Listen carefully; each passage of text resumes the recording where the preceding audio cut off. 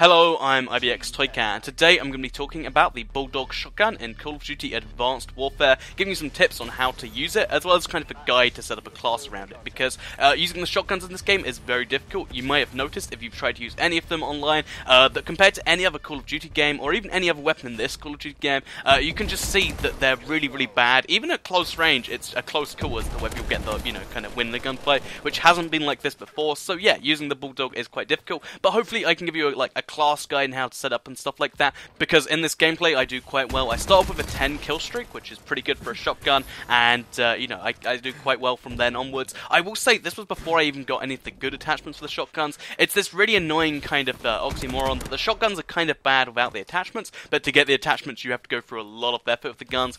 So honestly, for the first like 100, 200 kills you'll be using these weapons, you're not going to be having that much fun, but that's just kind of the pain of using it. The Bulldog in particular, to get extended mags, all the other shotguns, it's 3 double kills, which is, fair enough, that's quite easy. With the Bulldog, it's 25 double kills, so enjoy getting that. And yeah, extended mags is definitely an attachment that once you get it, it's so worthwhile using, and so is advanced rifling. Like, I figured advanced rifling would be like one of those fake attachments that does very, very little, but in reality, you can really see, like, one-hit kills are kind of realistic with that on.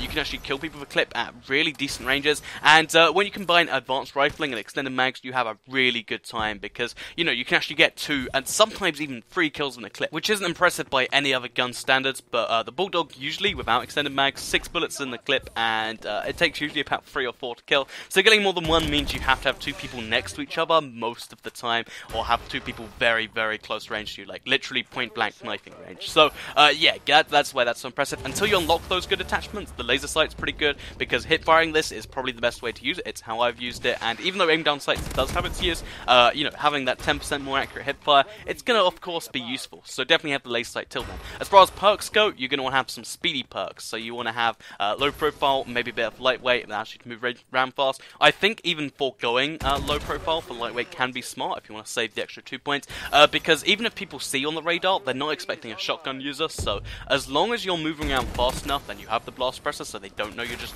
rushing around the place, you can draw people into yourself like that. That's what I used to do in previous games. In this game, I haven't tried it so much, but I know it's a bad strategy, so lightweight, definitely low profile. It's useful if you just want to be stealthy around the place, but if you want to just draw as much attention to yourself as you can, low profile is kind of like an inhibitor for that. So, next up, you need blast suppressor, just so you can burst around the place, and some cold-blooded never went too far wrong, because in this game, it's pretty difficult to see you when you're prone, like you look dead. Having cold-blooded means you look even more dead, and even when you're standing up, it gives people that extra kind of half second to think, which can be the life or death thing, especially when you're this close to them. So, cold-blooded, very useful, and since the second perks aren't that useful anyway, besides gung-ho, yeah, you might as well just avoid them. By the way, as a pro tip for gung-ho, it might seem like a cool idea to be able to fire while you're sprinting, but the hip-fire circle is just so wide you can't get kills with it unless you've got, like, advanced rifling and you're aiming down the sights, which defeats the way. There just isn't really a way to use gung-ho effectively, which is a shame in life. So, finally, let's move on to the Exo ability. I'm using Exo Stim here, but I think Exo Overclock is just as valid an option,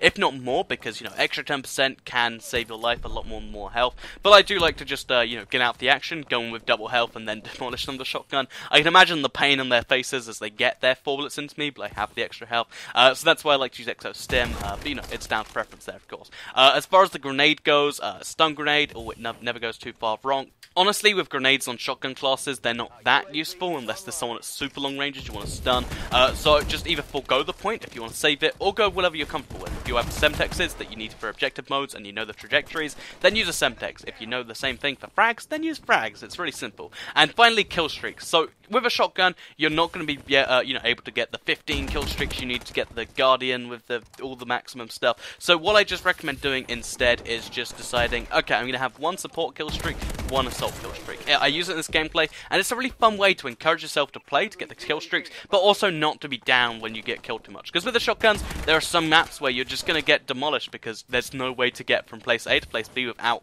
getting yourself in the open. So, support UAV and assault drone, with some extra perks on there, is a really nice combo for me. The missile strike might be another clever one. Just whatever, floats your boat, really. It's just down to having something to go towards. So besides that, just bear in mind you've got to move from cover to cover with the shotgun.